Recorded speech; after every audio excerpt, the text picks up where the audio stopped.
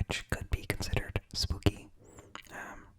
I don't think this story is particularly spooky, but unknown creature or mysterious creature, yeah, it could be spooky. So, let's get to it. This is a story printed in the Antioch Ledger. Let's see, I think October 16th of 1870. So, vintage Bigfoot, Sasquatch. Okay. Here we go.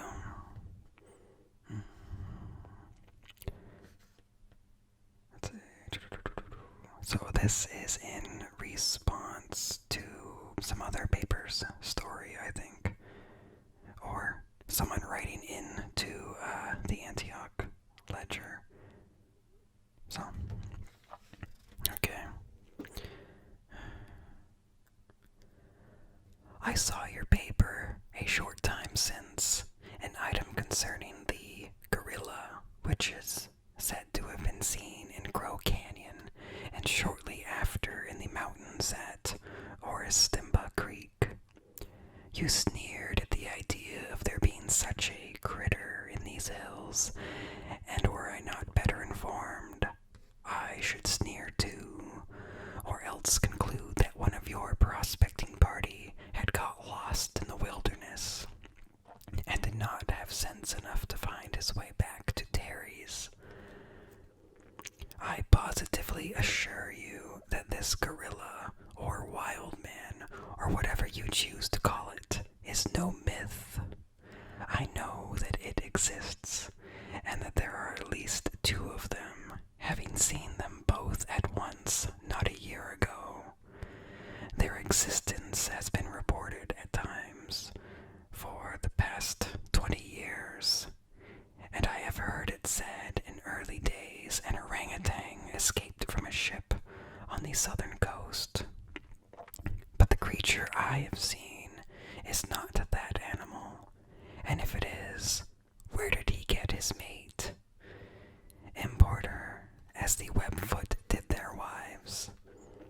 Last fall I was hunting in the mountains about 20 miles south of here, and camped 5 or 6 days in one place, as I have done every season for the past 15 years.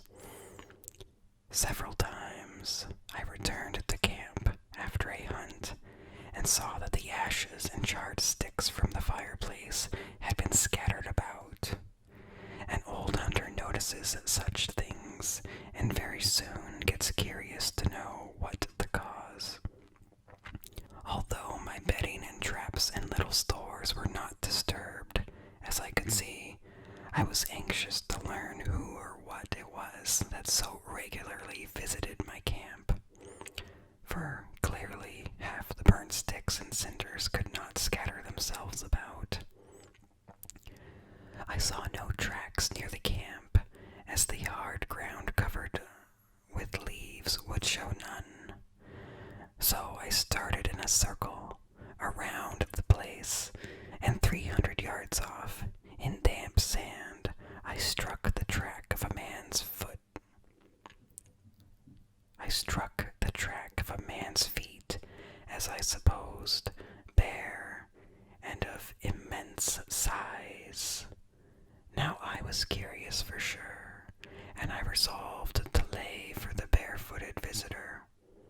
I accordingly took a position on a hillside about 60 or 70 feet from the fire, and securely hid in the brush, I waited and watched.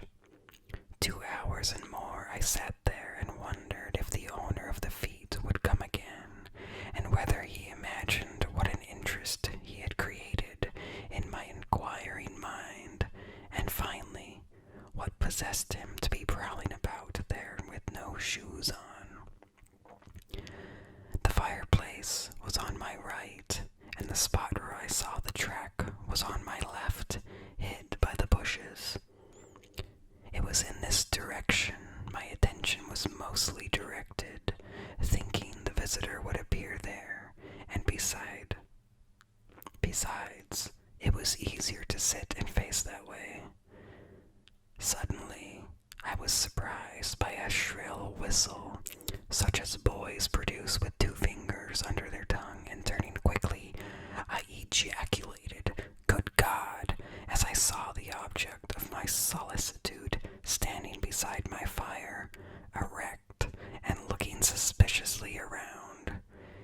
It was in the image of a man, but it could not have been human. I was never so benumbed with astonishment before.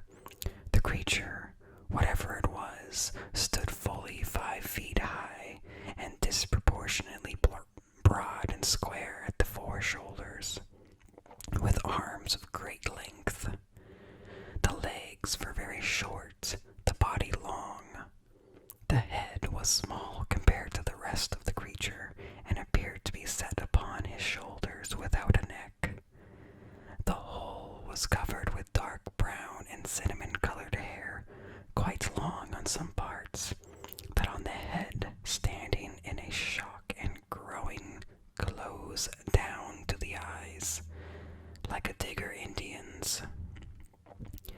As I looked, he threw his head back and whistled again, and then stopped and grabbed a stick from the fire.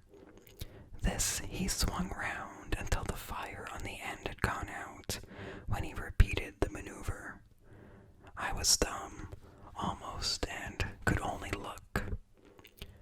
15 minutes I sat and watched him as he whistled and scattered my fire about. I could easily have put a bullet through his head, but why should I kill him?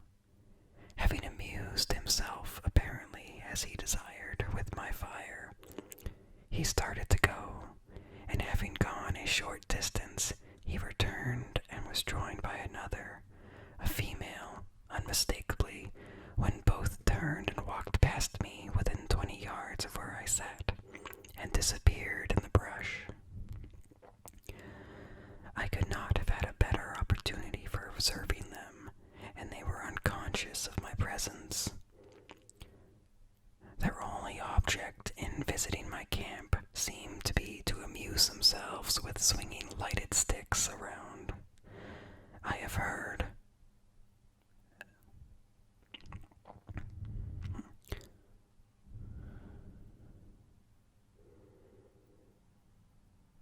Okay, this is like an editor's note, I think. I don't know. I have heard, related Ed, this story many times since, and it has often raised an incredulous smile. But I have met one person who has seen the mysterious creatures, and a dozen of whom have come across their tracks at various places between here and Pacheco Pass. So that was in the Antioch Ledger in 1870. So, yeah. Well, I hope that was good. I hope you had a fun time. I'll get better at reading, don't worry.